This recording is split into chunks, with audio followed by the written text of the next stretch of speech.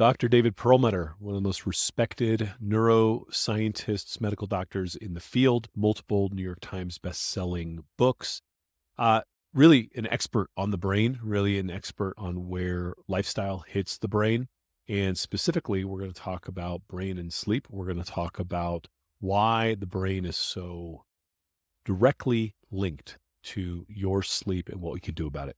Enjoy. Always good to see you. Thank you so much for joining us here. I'm very excited to talk about the brain today. Okay, Pedram, and I'm excited too. Yeah. So listen, you've been the guy talking about the brain for a very long time. And one of the things that occurred to me being on the media side of this world is people don't, unless you have Alzheimer's, dementia, some sort of brain thing going on with you or someone you love, people tend to brush over and say, nah, that's not me. And wait till it breaks and then suddenly be very supremely interested in the brain. But we know definitively that this is a problem that needs to be solved upstream way sooner before it becomes a problem. And so I wanted to bring the brain's central role in executive function, in kind of the arbiter of lifestyle and good decisions into this conversation because grandpa should sit at the head of the table type of thing. And the brain, I think, has it's like, oh, I want to lose weight. I want to, people's objectives forget that the brain is needing to be involved. So I'd like to bring the brain back in our conversation here.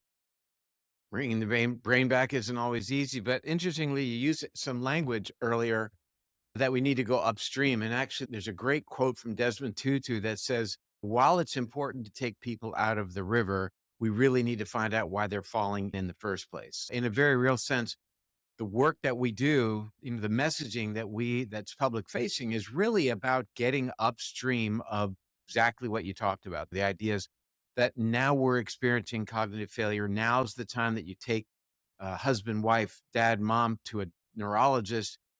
And interestingly, we'll go back to that setup for just a moment. Interesting, when you do, they have nothing to offer. Here we are having this discussion with all of the excitement over the past 18 months about new so-called Alzheimer's drugs that are virtually worthless and high risk. So we don't really have anything available to treat that problem once it has manifested. And reality is that if you follow the guidelines as specified for these new monoclonal antibodies that are designed to get in the brain and either limit the production of or actually get rid of this toxic protein called beta amyloid, that only, if you follow the guidelines, only about 5% of people will actually qualify for using the drugs. So it means that 95% of people who are failing cognitively and need some help, which doesn't exist basically, there's nothing from mainstream pharmacopoeia that's going to be available for them. So it's really absolutely about getting upstream. And I had an interesting experience. I was thinking about exactly this topic the other day in the context of visiting a dermatologist who said to me that the reason you have all of these precancerous skin lesions is because of the sun exposure that you got 20, 30, 40 years ago. And she's right, because I was less careful, as a teenager, working in the Florida Keys, building houses, my shirt off, all those things.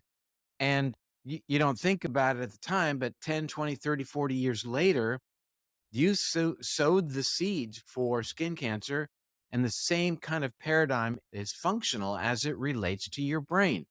That those issues that bring about the failure of the brain, most commonly Alzheimer's disease, those go into play in your 20s and 30s and 40s.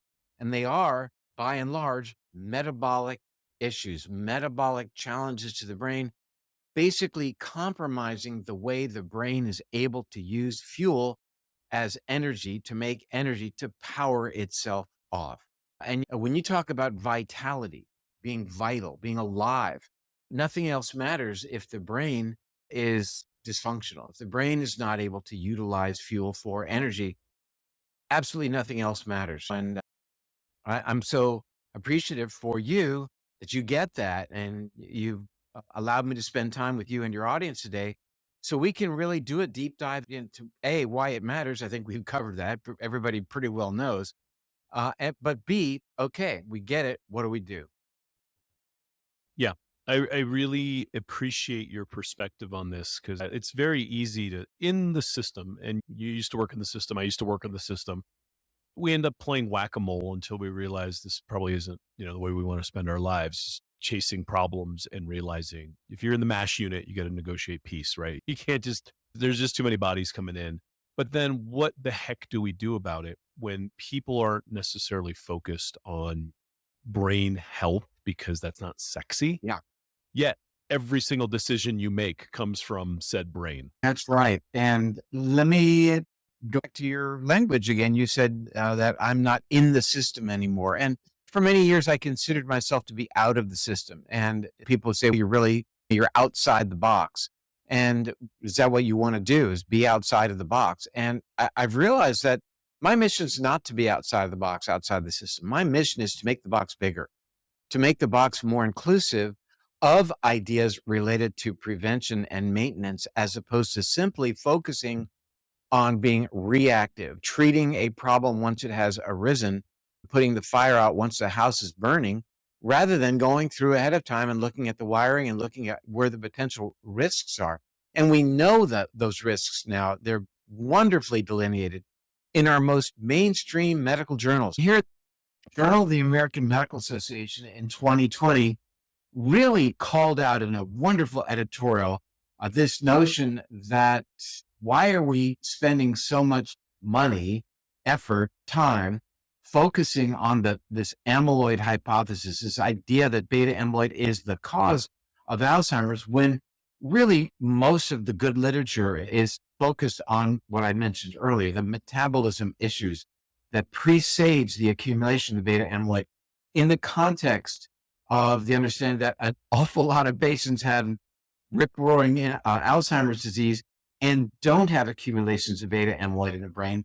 And similarly, plenty of individuals have been demonstrated to have quite a bit of beta amyloid accumulating in their brains and happen to be cognitively intact. Thank you very much. So the point is, what makes a good brain go bad? And what is so empowering, which I think will really be the central theme of our time together today, is that those factors that influence the brain's ability to engage metabolism appropriately are under our control based upon the choices that we make day in and day out. That's the empowering part of the story. And it's disempowering to message people with the idea that you can live your life however in the heck you choose, and modern medicine is going to come up with a drug and fix that problem. Hey, there are great drugs out there to fix a lot of our problems, no question. But as it relates to the topic du jour, Alzheimer's disease or the failing brain, we're not there yet. Talking about mainstream, if mainstream developed a drug that would reverse Alzheimer's, yours truly would be 100% all in behind it, 100%. We're not there yet. We're involved in some research right now that I think may very well be effective in terms of targeting the Alzheimer's brain. We're not quite there yet. Yeah, and I want to mention something, but put a pin in it and come back. Is we've entered this post Weight Watchers phase where now it's these GLP agonists, and you know what? We've got it. We've solved weight loss. And I think there's a lot of problems with that pill for an ill model as well that I'd like to put a pin in and come back. I want to stay on the brain, but let's remember to come back to that, because that's also, I think, a hyperbolic promise. And we're already seeing the fallout. And I'd love to hear what the impacts on the brain. But going back to, you wrote a book called Grain Brain, right? Like you have done a foundational work on what's happening and what's springing the trap and breaking the brain. So let's go over, maybe if someone's not familiar with your body of work, just the gestalt so that we could get deeper. Sure. I wrote Grain Brain a number of years ago, and 2013 it was published. Interestingly, everybody says, oh, wow, you wrote Grain Brain. And then after that, every book you wrote was a great success, on and on. Must have made things so easy for you. Grain Brain was my fifth book.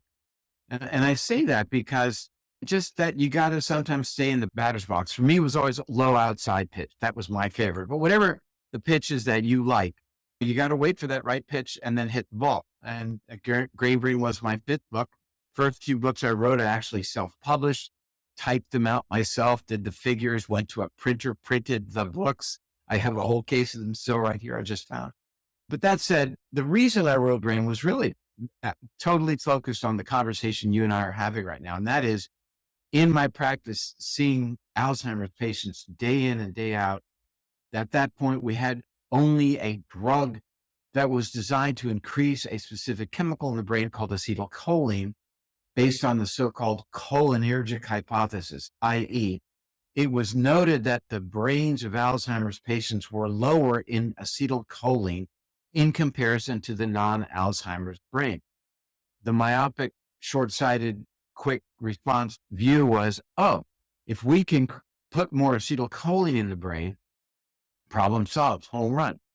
So a drug was developed called donepezil that actually inhibited the enzyme that breaks down acetylcholine and therefore gives the brain more acetylcholine. Great, home run, because we now know the cause of Alzheimer's, the cholinergic hypothesis. Turns out, and so that's all we had. And I'll come back to that in just a moment because it's relevant to our current situation with respect to drugs. But that said, I was observing that I'm writing, here I am an automaton writing these prescriptions for these drugs that really weren't doing a whole heck of a lot. I began wondering what in the heck, why are some patients getting Alzheimer's? It must be genetics. That's what we were told. My mom had it, my dad had it, I'm had it. I'm basically in bad shape. And there was even then some sense of genetics. We began to soon identify what was called the APOE alleles, recognizing that carrying the APOE4 variation or allele did associate with an increased risk of developing senile dementia of the Alzheimer's type. But it wasn't enough. There was more going on. Began to notice that there was literature appearing that, matter of fact, type 2 diabetes may have as much as a 4-fold increased risk of developing this disease for which we had no treatment. As a matter of fact, a study appearing in the New England Journal of Medicine by an author named Sechi, S-E-C-H-I, demonstrated that even having a fasting blood sugar of 105 milligrams per deciliter was associated already with increasing risk. That in A1C, everybody on TV is talking about, I'm going to lower my A1C below 7 by taking this drug. But even an A1C around 5.8 already was showing an uptick in risk for Alzheimer's. Did I mention a disease for which there was no treatment? And so I began to wonder, man, this sounds like Alzheimer's could be a metabolic problem, that these issues with elevated blood sugar and insulin resistance may be playing in the brain and leading to the changes that we recognize pathologically, both in terms of looking at the brain, but also in terms of testing patients that may be relevant, and did the deep dive as one would expect. And the literature that was even in extent at that point was mind blowing to me and called me out to write a book. And I said to myself, if you want to learn a subject, read a book about that subject. But if you want to master a subject, you got to write the book about that subject. And that's what I decided to do. And it was a heck of a project. It was probably the best learning experience I've ever had. Very rare in terms of what was already out there, but no one was talking about. And hence I wrote this book that made it very clear, to simplify, that the food we ate had a powerful role to play in charting the brain's destiny. In the face of ever increasing numbers of Alzheimer's patients and lack of a meaningful treatment. So basically, it's a book written about the beginnings of the ideas of preventive medicine as it relates to your brain. And man, there was a lot of pushback. There is to this day, but it really, I think, lit a lot of fires here in America and then globally, being published in 32 languages with bizarre names of what brain would be called in Spanish, French, German, Chinese, Japanese, Korean, all these languages. That in German, it's dumm wie Brot, which means dumb as bread. And apparently that's some sort of colloquialism. But anyway, that was an interesting thing to watch. And again, mainstream pushback. No, We don't want to pay attention to our blood sugar. It's not really that relevant. And if it's elevated, we have a drug to fix it. Okay. Or a suite of drugs. But that said, back then we had a drug, and then it became a class of drugs to increase this chemical. Didn't work. Other drugs were developed on the premise of the cholinergic hypothesis. And then more recently, approximately 4 years ago, a big review of these cholinergic based drugs was published in the Journal of the American Medical Association by a Dr. Kennedy, I believe in Louisiana, indicating that not only did they not work, but they actually hastened cognitive decline. They increased the rate at which people's cognitive function would decline. Can you imagine the very drugs that neurologists were told to use basically around the world were actually enhancing cognitive decline? And that's a bit of reinforcement, that's for sure, that we call it out, fine. I'm not going to point fingers at that. I'm simply saying, okay, it reinforces the notion we don't have a treatment. It reinforces our need to prevent the disease in the first place, and here's how to do it. And that was the premise of Gray Brain, and really most everything I've written since then. I often think about what was lost, the libraries that were lost in this folly, the handoff of the world from generation to generation. Then suddenly, greater percentage of grandmas and grandpas they're not in the room anymore. And the wisdom that gets transferred generationally, sitting with your elders, is lost because we lost grandma. She's not cognitively intact. And the world is in disarray because we lost the wisdom of our elders. We lost our elders to this crap. So it's a real loss. True. And early on, it was called not Alzheimer's, but senile dementia of the Alzheimer's type. That we would talk about age-related cognitive decline and senior moments. Senior moments need to be taken very seriously. They are the harbinger they presage upcoming issues, that we're entering a tunnel now, that there's not going to be a light on the other side. And when people begin to have these moments that they would chuckle, I don't remember my grandchildren's names anymore, all the things, that's important. That is, before we get to the state of mild cognitive impairment, we're at a stage of what is called subjective cognitive impairment, or SCI, when we appreciate that our memory, our cognition isn't where it used to be, but yet we don't yet test out on neuropsychological testing to qualify for mild cognitive impairment. And as such, even now with these amyloid-based therapies, we would not qualify, that individual would not qualify for being treated with one of the newer drugs, only having subjective cognitive impairment, SCI. And as such, we ask ourselves, then what's going on in that patient that we can target? And what we can target are a variety of things, but fundamentally brain metabolism, glucose control. I mean, this study that appeared in the Journal of the American Medical Association, I won't get it exactly right, but it was something along the lines of, in Alzheimer's disease, glucose metabolism goes to center stage, meaning you've heard the term Alzheimer's being called type 3 diabetes. And in many ways, it is the things that are different from certainly type 1 diabetes, but the fundamentals of diabetes being insulin not working or not available, as was the case in type 1 diabetes, and therefore the downstream consequences of insulin not doing its job. And let me just say, which will be on the quiz after our discussion for all of the viewers, that we talk about insulin in terms of its role in facilitating the cellular use of glucose, and perhaps in the brain being hypermetabolic in comparison to other body parts. That's really extremely valuable, that insulin does its job.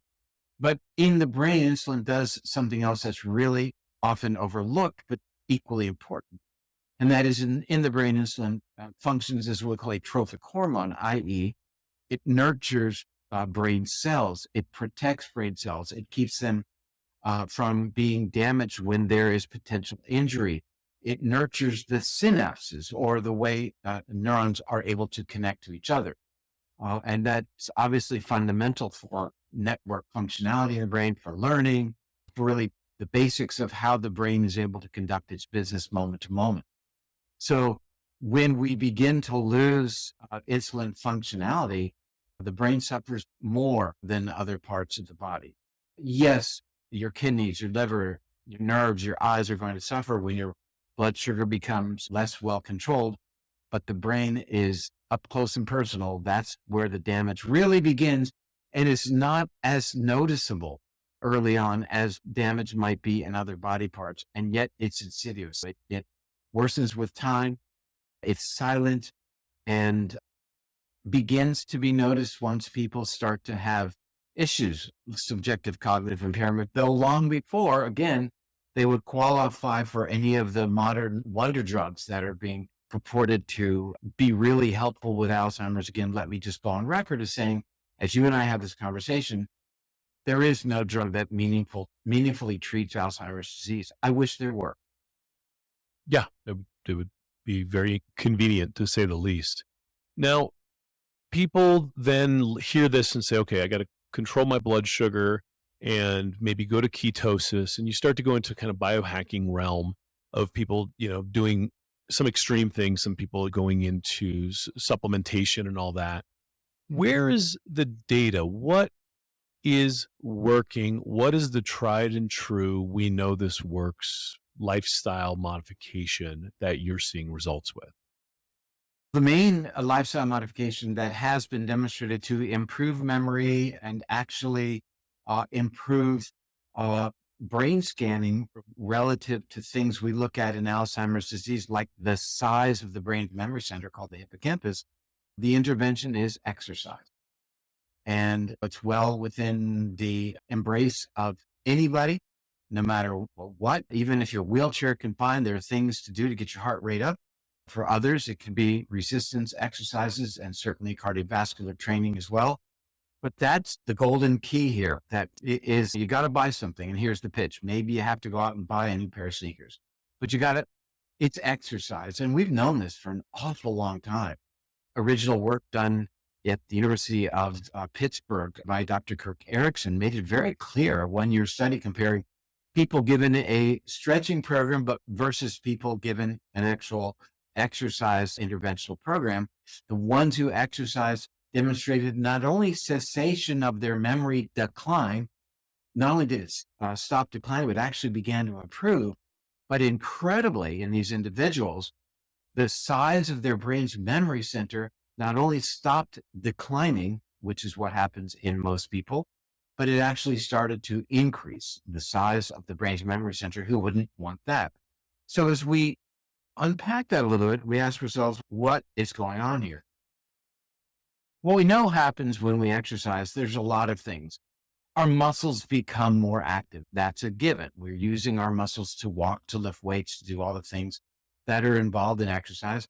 And when muscles are active, they begin to function, believe it or not, as an endocrine gland. Holy Toledo. Your muscles function like the thyroid, the pituitary gland, like the adrenal glands. What do? They start to secrete chemicals that have an influence elsewhere in the body. They begin to secrete things like interleukin 6, pepsin B, a variety of ricin, a variety of chemicals that have good effects throughout the body and have wonderful effects within the brain. One chemical that's upregulated with exercise is something called brain-derived neurotrophic factor. And that is a powerful tonic for the brain that enhances like we talked about, insulin. It acts as a trophic hormone. It enhances the safety of neurons such that when they're challenged by trauma or toxins or metabolic issues, they're more resilient. BDNF leads to synaptogenesis, the creation of more connections, one neuron to the next, fundamental for learning and preservation of memory. And finally, BDNF, brain-derived neurotrophic factor, nurtures the growth of new brain cells, a process that we call neurogenesis that in my day was thought to not occur in humans.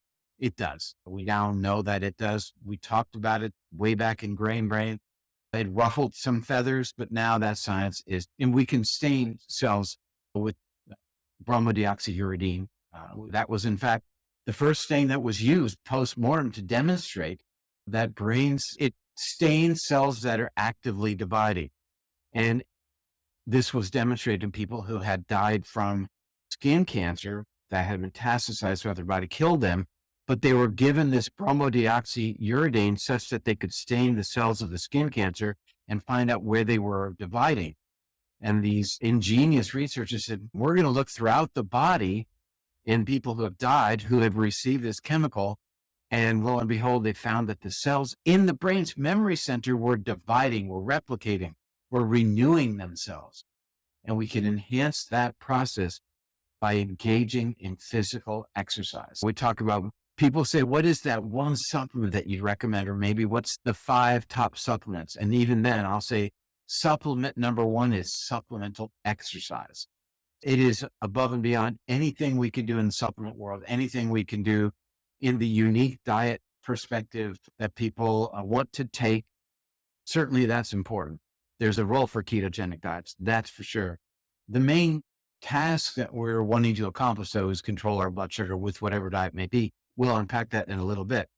But as it relates to what needs to happen, it's avoiding what we call sedentarity. That is the worst enemy of the brain. And these days, I don't have to go to the grocery store anymore. I don't have to do anything. I can order anything I want online. I don't have to get out of an easy chair all day long. And we see what's happening with incredibly increasing rates of Alzheimer's now affecting 6.5 million Americans.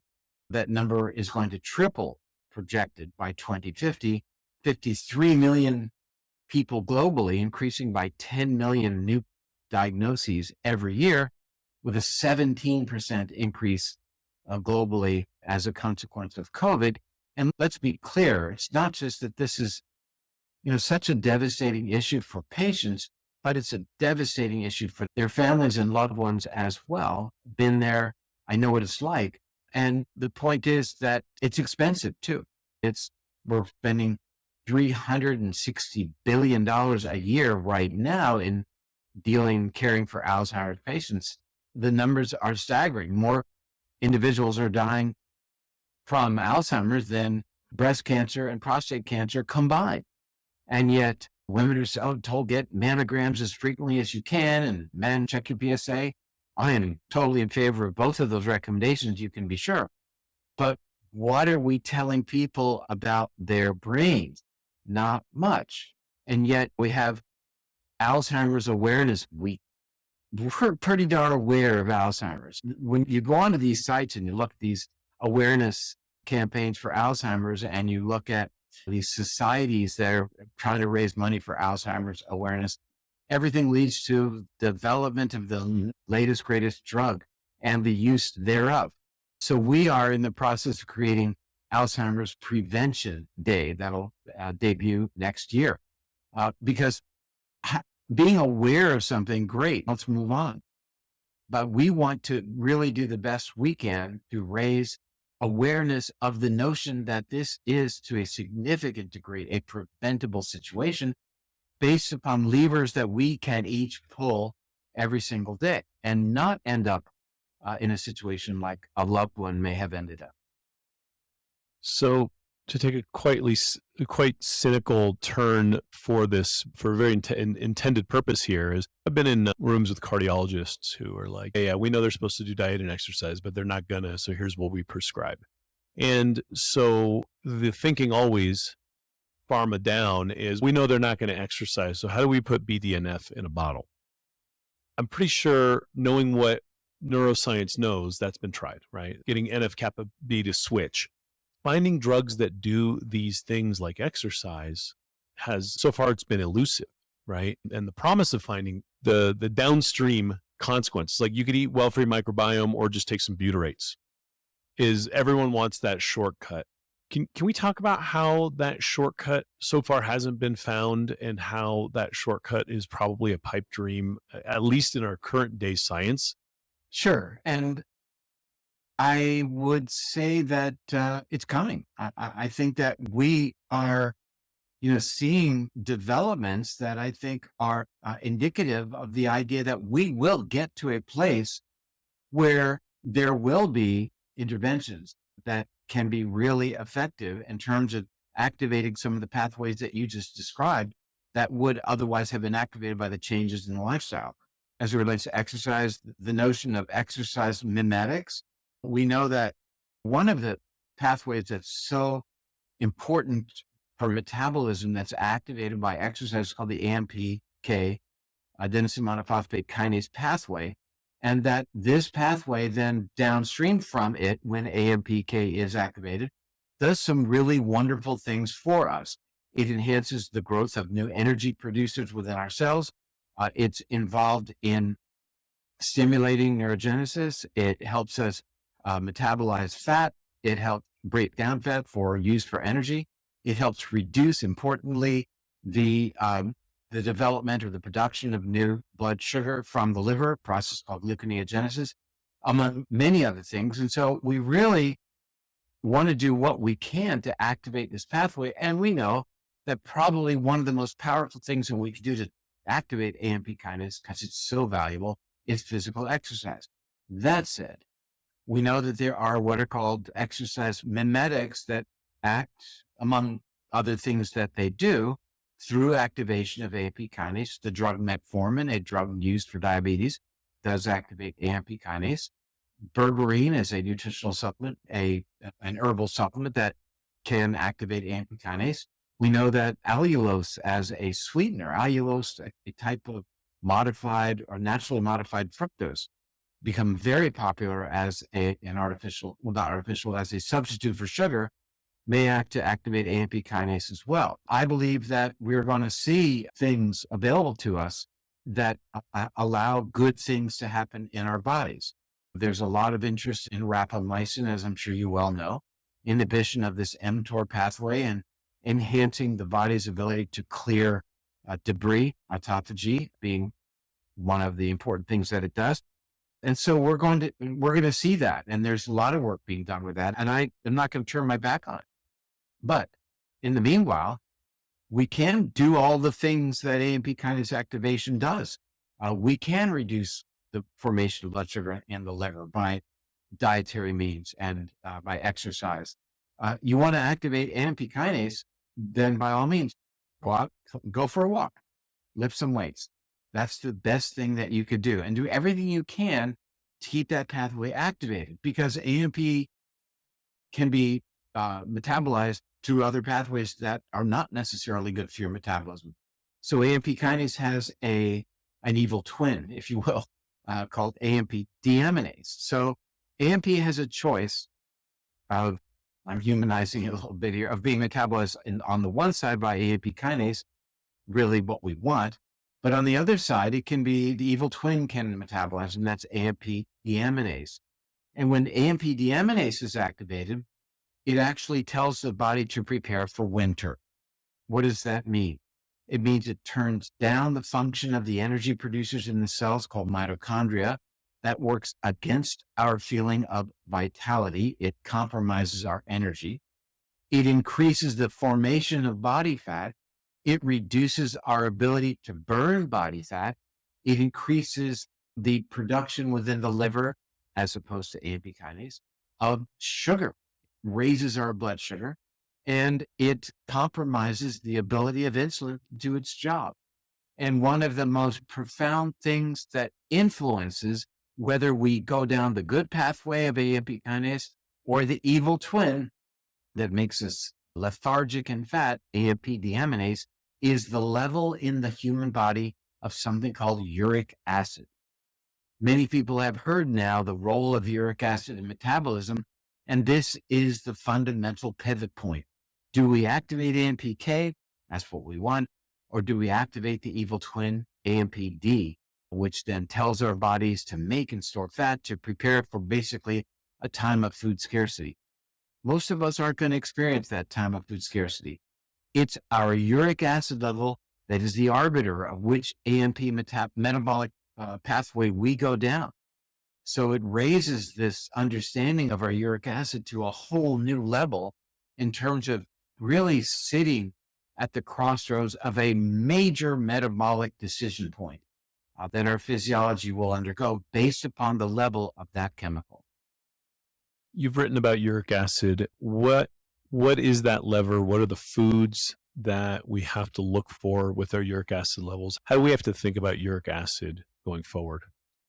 First, let's just recognize that when we are at a doctor's office, really the most important thing that we could do generally in terms of preventive medicine to be healthy moving forward is to make sure that our metabolism is reined in, that we've got a good metabolism.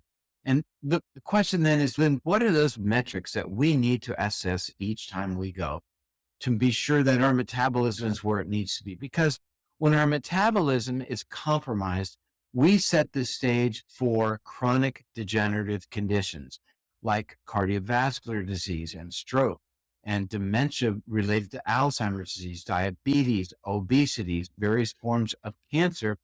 These are the chronic degenerative conditions. And as a class, the World Health Organization indicates this is the number one class of maladies leading to death on planet Earth. The number one reason for death on our planet is a consequence of the chronic degenerative conditions. Wind the tape back a moment and recognize that these are metabolic conditions. And that is the reason that when visiting a doctor, you want to do everything you can to be sure that your metabolism is where it needs to be, that your blood sugar is under control. Now we're talking about the metrics, that your blood sugar is where it needs to be. We'll unpack that in a moment because there's lots of ways of looking at it. That your blood insulin level fasting is checked and is where it needs to be. That your uric acid is where it needs to be. We'll talk about numbers, your body weight, your waist to hip ratio, which simply requires a very highly sophisticated piece of machinery called a tape measure. And finally, that your blood pressure is under control. Yes, you should look at your blood lipids as well. And that's as comprehensive as I think, not that you need to be, but that is the broad stroke way of ensuring that you're going to live a longer and healthier and more vital type of existence by looking at your metabolism. And sure, doctors are going to say men need to look at their PSAs and have a digital exam. Women need to have mammography. We could talk about that in a moment if need be. And various other screening tests that people like to use in their medical practices, some of which don't really have a huge amount of merit these days in terms of being the screening tools that we would like when compared to other ideas. For example, mammography as a screening for breast cancer, mammography as a screening for prostate lesions as well. Far more appropriate, in my opinion, if the costs were not prohibitive or if, in a world where insurance might cover it. Much better testing. But anyway, that is me. Mammography for prostate? No, MRI. Did I say mammography? You said mammography. Yeah. Okay, We'll just MRI. take that from the top. Yeah. Sorry. Can we take that from the top? Yeah. Just scroll back and say MRIs for, Yeah. I think, yeah, something like that. For example, using, as opposed to mammography, using MRI, a much more sensitive test, no radiation, looking for breast lesions, and MRI scanning of the prostate, far more valuable than ultrasound, just relying on the PSA to determine whether or not you're going to do a biopsy. Why not do a diffusion weighted MRI of the prostate? That's the kind of thing insurance companies are not willing to step up to just yet, but my hope is that will happen very soon.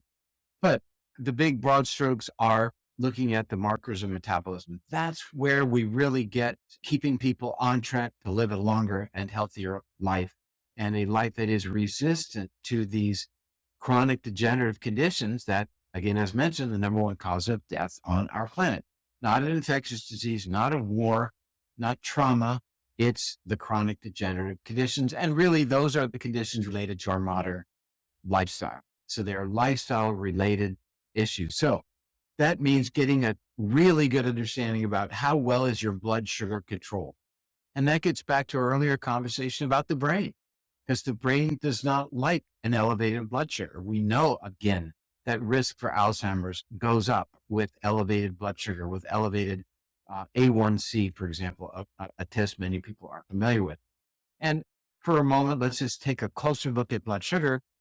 It's not good enough, in my opinion, to have a snapshot picture of your blood sugar once a year in the doctor's office where she or he is going to say, your fasting blood sugar is 102. You're not diabetic yet. They may not say the yet part. That's not good enough. We need to do better.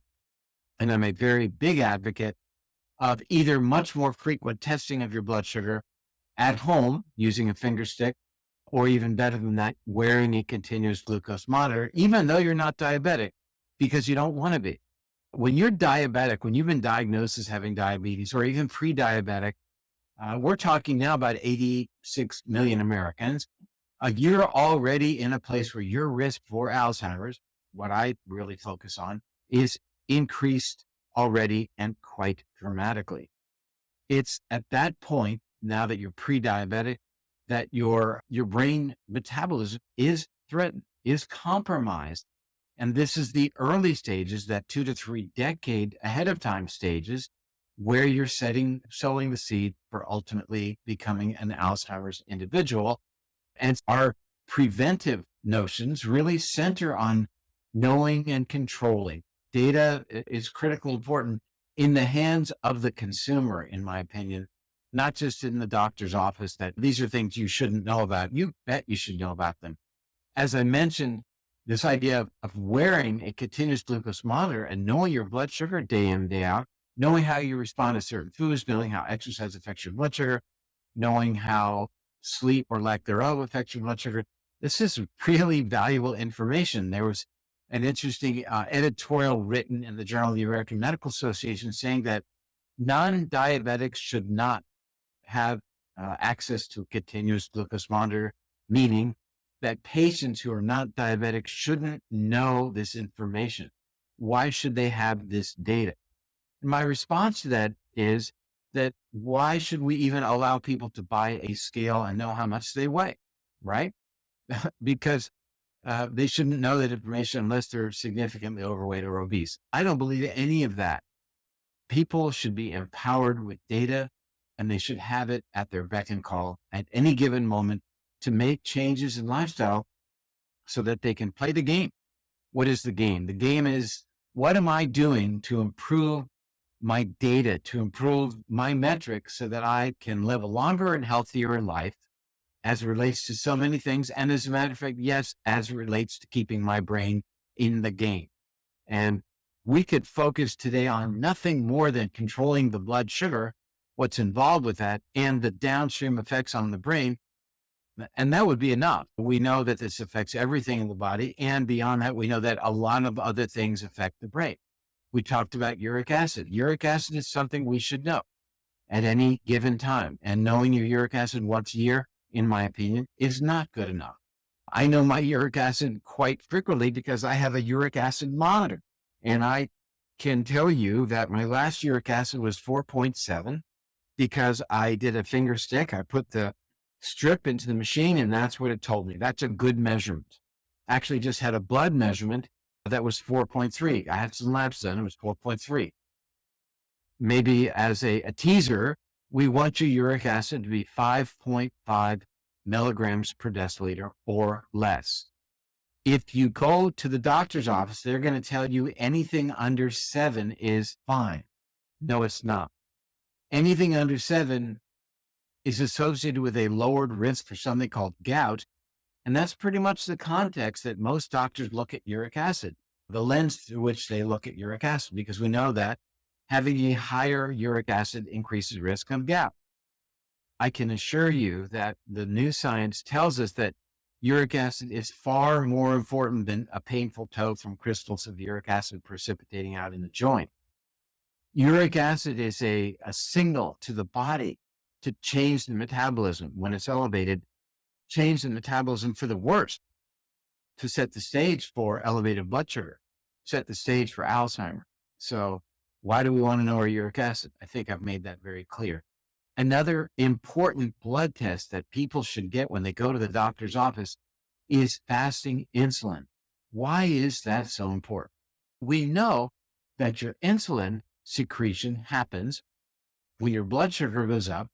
And what your pancreas does is two very important things. It senses the elevation of blood sugar, and then it secretes through the beta cells higher levels of insulin to bring that blood sugar down. It's a an amazingly beautiful homeostatic mechanism to keep the blood sugar in check. Higher blood sugar causes higher levels of insulin to be secreted. But over time, the cells become in the muscles less sensitive to this paradigm, such that the insulin is less able to do its job to put blood sugar within the cell. And as such, the pancreas starts to work harder and secrete higher and higher levels of insulin. Still able to keep the blood sugar under control, but that's not going to last forever. So when we look at the blood sugar and it's good, let's say your blood sugar is at a level that your doctor says it's okay, 95, great. But does that happen only because your pancreas is working day and night? Everything's been brought on board to really push out insulin, keep your blood sugar under control. We don't know that. We don't know where we are in the continuum of insulin sensitivity that keeps your blood sugar where you might be happy. And I personally believe we can do better than 95. But let's just say for a moment that your doctor says, hey, blood sugar is under 100, you're in great shape. Are you in great shape because your blood sugar is under 100? Because your pancreas is killing itself to keep that blood sugar where it thinks is normal. We won't know that till we check the insulin level. Now, come back and your insulin level is high, let's say it's 18, you're already on the continuum towards insulin resistance. That's not a good place to be. If it comes back to your insulin levels 8, you're doing well. But that's the kind of information that we really need to know for your entire metabolism throughout your body, and absolutely as it relates to a highly metabolic organ called your brain. Hey, I hope you're loving this as much as I did. David Perlmutter is one of my heroes. I really have a lot of respect for the man. He's done some great work in the space and brain health. If your brain isn't healthy, your sleep isn't healthy. If your sleep isn't healthy, your brain isn't healthy. It's kind of a circle. So hope you're enjoying this. Please upgrade if you haven't done so already. We are really emphasizing how important it is to get the tools that we have added to the Summit package that you can get with an upgrade for a very nominal fee. It helps support your vitality. It helps support us being able to do these events and bring you people like David Perlmutter. Thank you. So looking at uric acid levels, fasting insulin, blood sugar, are there any other kind of major scoreboard items that we have to keep pinned up there? And so as not to be too esoteric, I would like in an ideal world, everybody to know their vitamin D level and homocysteine level. Homocysteine, Homocysteine. Most people have heard of vitamin D. Let's probably have heard of homocysteine. It is, when elevated, a significant threat to the cardiovascular system and certainly to the brain as well. By and large, an elevated homocysteine can occur when we are not receiving adequate amounts of B vitamins in our diets, or our microbiome has been threatened. But beyond that, this is one of those rarer situations where genetics does in fact play a role. Whether it's some people can have an elevated homocysteine based upon their genetics. And that is something everybody should really understand, that first get your homocysteine level checked. That would be a good place to start. And if it's elevated, then you'll begin taking more B vitamins that are called methylated B vitamins, like methylated B12, methylated folate, methyl B6, for example, because it may be that you have a problem with the way we lower homocysteine through a process called methylation. So there are people who carry genetics that would otherwise raise their homocysteine. I'm one of those, as are perhaps 20 to 23% of Americans that carry variations in what's called MTHFR. And I don't mean to be too overly scientific about this, but it's good if you are visiting with a physician that is schooled in understanding how we can now look at an individual's unique genetics and understand how that might play against their metabolism, against their ability to respond appropriately to various medications, how they metabolize alcohol, how they metabolize caffeine, what is the risk for becoming overweight, how do they metabolize as it relates to MTHFR and having an elevated homocysteine levels. I have to take methylated B vitamins, especially methylated B12, to keep my homocysteine under control. Briefly, I cut back or ignored perhaps that need, and my homocysteine went up last year, and because I was lazy. And I came right back to the B vitamins, simple thing to do, brought my homocysteine down. Elevated homocysteine is significantly associated with Alzheimer's risk and cardiovascular risk. We want to keep our homocysteine levels at a level of 8 or below. And it's certainly something that any doctor can check, and consumers should be asking their doctors, BTW, I want to know my homocysteine level and uric acid level.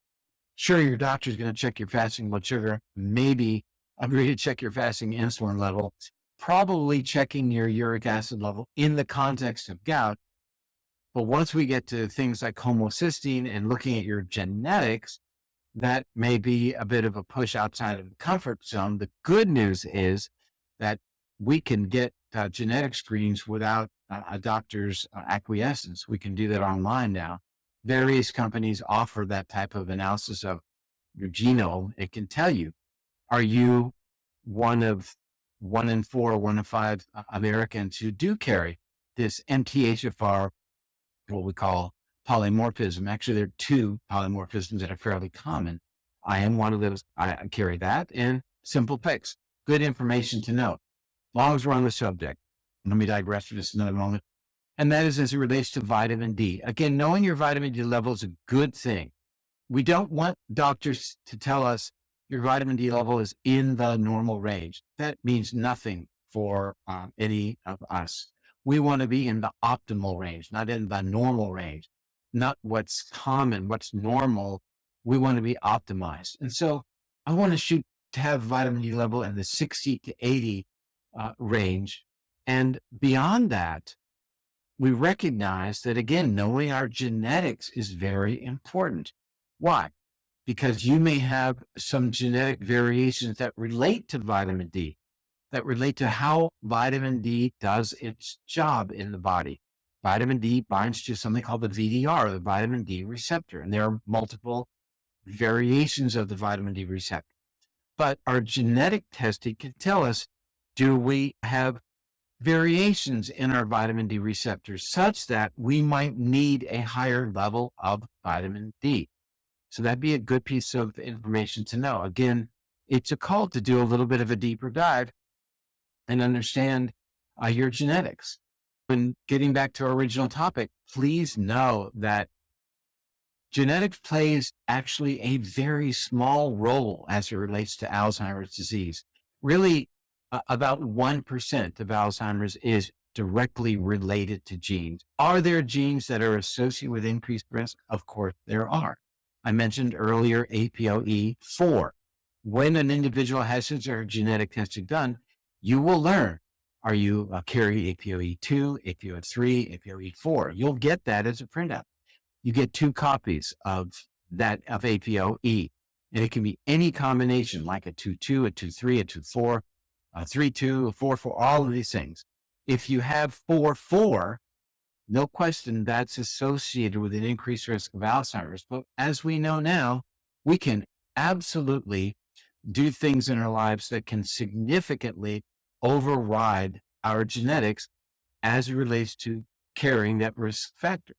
There's presenilin-1 that relates to Alzheimer's risk as well. The genes that relate to increased risk of diabetes, therefore, would relate to increased risk of Alzheimer's. And certainly, the MTHFR suite of genes that might increase homocysteine would relate to Alzheimer's risk as well. So this is all information that we can now get to know what is personally going on in my body and what can I therefore do in terms of my lifestyle choices and perhaps pharmaceutical choices and perhaps screening tests that may allow me to understand my risk for Alzheimer's, for various types of cancer, etc.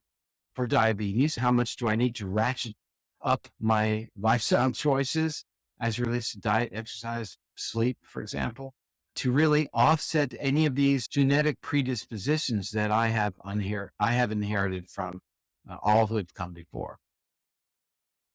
There's a chicken and egg argument too. It's like when we talk about lifestyle and doing the right things for yourself and thinking ahead 20, 30 years in terms of where I want to be in a culture that's very grabby of our attention. And the brain's executive function and our ability to say negate the impulses and don't eat the cheesecake and eat the right food or get up and go to the gym despite feeling tired.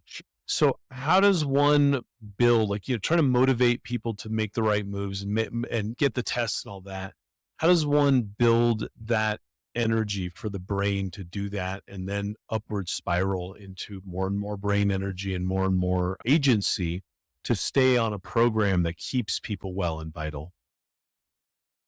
It's an excellent question because I think if I had a simple answer, it would be every journey begins with this first step. Let's find an on ramp to better decision making.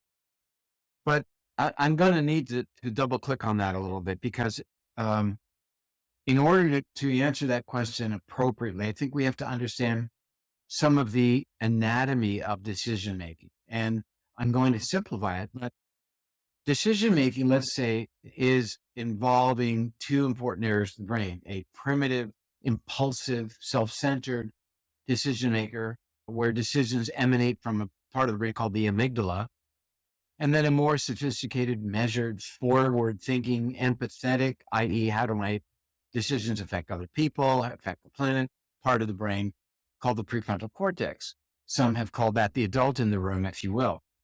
And as we reach our teenage years, what generally happens is we shift from the impulsivity center, the amygdala, to the more adult part of the brain. That room, the prefrontal cortex, comes online and exercises what we call top-down control over the amygdala, such that we can make better decisions as it relates to what we're talking about today: getting to sleep on time, eating the right foods, maybe getting some exercise, meditating, avoiding things that are threatening, wearing a helmet when we're in contact sports, limiting our exposure to potential risks, etc.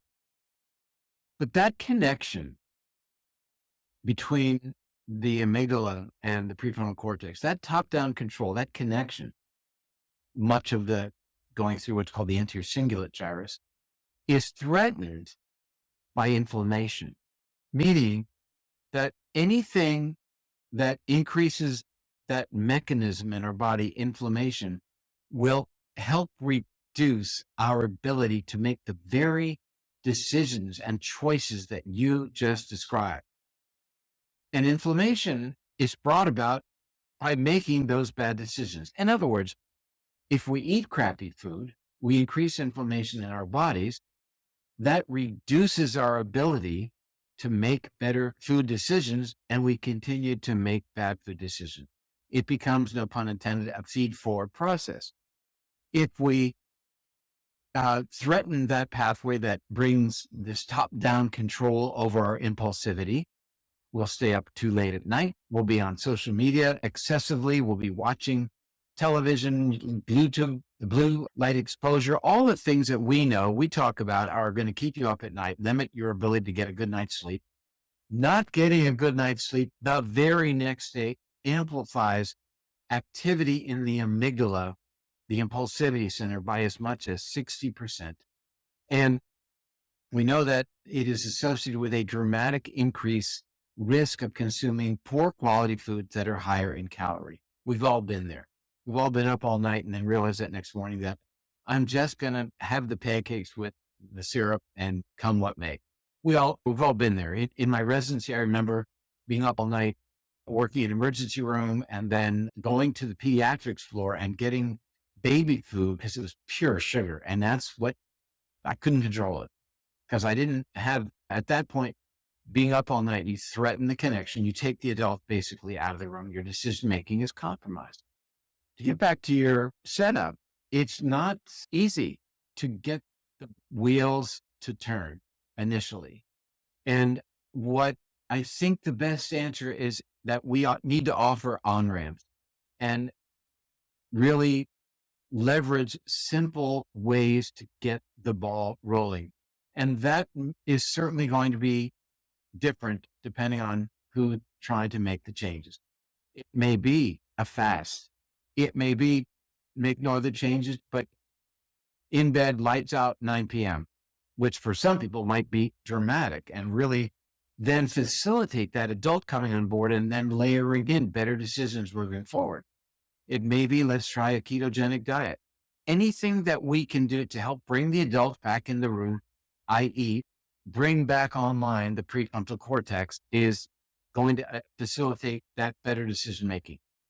For some people, it's getting out into nature. We know that activity is significantly increased, that the amygdala is calmed, the impulsivity center is calmed when people are able to experience nature, even within the home. Houseplants, to some degree, can bring that about. Even art can help reestablish better connection, can help bring back the adult in the room. Participating in art or just experiencing art of any kind, be it music, be it visual arts, be it creativity with poetry. All of these things are associated with more activity in the prefrontal cortex and better decision making. We do need to lay the groundwork. And getting back to your original question, is it challenging early on? It is. But people are reaching out. They're saying, I don't like where I am metabolically. I don't like the fact that cognitively I'm beginning to slip or that I can't lose weight. I feel like I want to reach for a drug these days, and people are at a loss. And it explains why things are going in the wrong direction, why lifespan and health span are declining, because for many other reasons, but one important reason, it's the globalization of the Western, previously the American diet. This is a pro-inflammatory diet that is certainly directly threatening health, but also through the mechanism I just described, threatening global decision-making to the extent that we are impulsive. We don't care about others.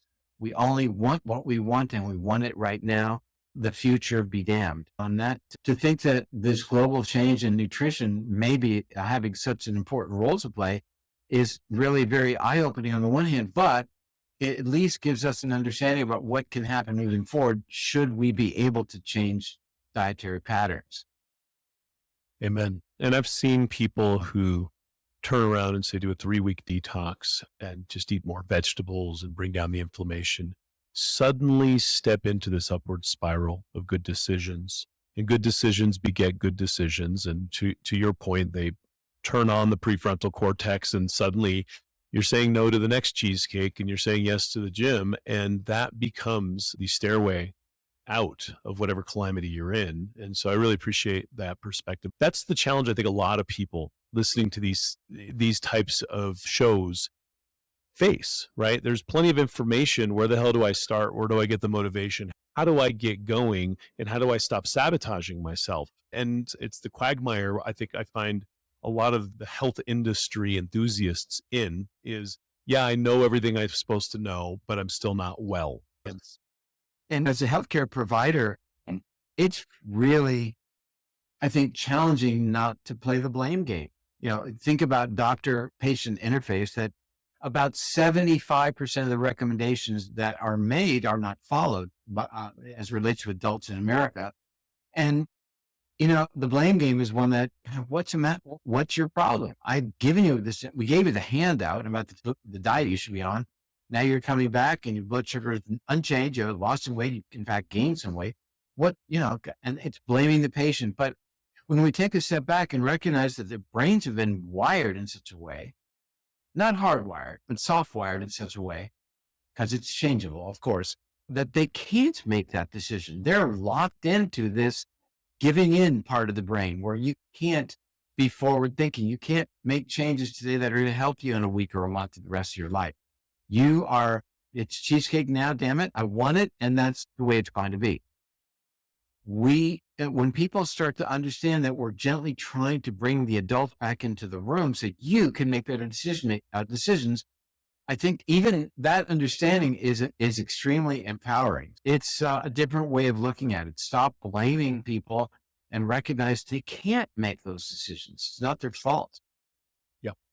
But every decision you make to right the ship of your metabolism then allows your brain to loosen up and free up resources to help you make those better decisions. And although it might not feel that way at first, every step is habit stacking in the right way when you start fixing these things. Habit stacking. I don't think I've heard that before. I like that. Yeah, thank you. I don't think that's a Pedram original. It's finding all the right habits that eventually add up into the river of flow. So we're over time, but we promised to talk about the GLP-1 agonists. And I think it's an important thing. I just had this conversation with someone, and the central theme is, okay, great. You took Ozempic, you lost 30 pounds. Now your doctor is not going to prescribe it because you don't qualify for Ozempic. So now where are you at? Are you going to be in some back alley trying to get Ozempic off a drug dealer, or are you going to have to face the music and address lifestyle anyways, right? And that's just the mechanics of getting the prescriptions and being on the drug and all that. But then you and I were talking offline about the impact on the brain. So I would love to just spend a minute talking about this new class of drugs. I will. And frankly, they're not that new. They were originally developed to treat diabetes, and they do. But I think there are clearly some concerns. And surprisingly, I would indicate that there may very well be a place for them in terms of treating obesity. I think that they work. They really work. A new study looked at risk of major adverse cardiac events being reduced in individuals now on these medications, and that was significant. I mean, the number was around 30%. A 2016 study using one of these drugs called Victoza. Actually, it was an interventional trial to look at people with Alzheimer's, and did in fact demonstrate, while there was no change in the level of beta amyloid in their brains, that their brain utilization of glucose in the group receiving this GLP-1 agonist drug over a 6-month period, not a big study, I think 33 participants, actually compared to placebo, improved. I think that we look at risk-benefit ratio. A study published last week in the Journal of the American Medical Association did in fact look at risk and made it quite clear that risk of pancreatitis was pretty darn significant in comparison to not using it, or using a different type of a weight loss drug is what they compared it to. I think it was Butrin plus naloxone. But that said, this isn't risk-free, and we've all been schooled that significant weight gain can happen once they're discontinued. You had mentioned earlier now about Weight Watchers, and Weight Watchers doesn't work anymore. Weight Watchers has done a complete pivot and is now closing many of their clinics around the country. They spent $100 million to buy an online virtual doctor platform and is deeply involved now in the prescription of these drugs. That's what Weight Watchers is doing. They know where this goes. They know how, if there's a miracle drug, how quickly people are going to embrace it. So I think we've got to see how this plays out. We know that the sugar allulose, which is associated with actually lowering blood sugar, acts as a GLP-1 agonist, acts like these drugs. People are using allulose as a sweetener, and it actually blunts the rise of blood sugar after a carbohydrate-rich meal. Pretty crazy to think about that, a sweetener. We'll keep our eyes open and watch this as it develops. And the issue that you brought up, that people can just get it from their doctor, and then what happens when they do lose the weight? Unfortunately, I think that it's so easy for people to get this class of drugs by doing a virtual encounter and just getting a prescription, that I think people are going to be overtreated. We're already seeing it. People are way too aggressive with it and really experience a profound and unhealthy level of weight loss. We'll see how this all plays out. Yeah, we're in the dawn of this. I think it's here to stay. To your point, morbid obesity kills people. There's absolute indication for all this stuff. But again, everyone who wants to lose 10 pounds, that might not be the intervention you're looking for. Take a walk. Doc, so appreciative of your time, of your wisdom. I appreciate the opportunity too. It's always good to chat with you. We always have such a good time. Yep, really enjoy it. Till we meet in person again in the post-COVID world. Looking forward to it. How can people find you and your work? Best place is drperlmutter.com. Drperlmutter.com is my website. And that leads to everything else that I do, my podcast and Instagram posts and all the things. Awesome. Great. Thank you. You're great as always, You. and Good to see really you. appreciate your contribution. Okay. Bye for now.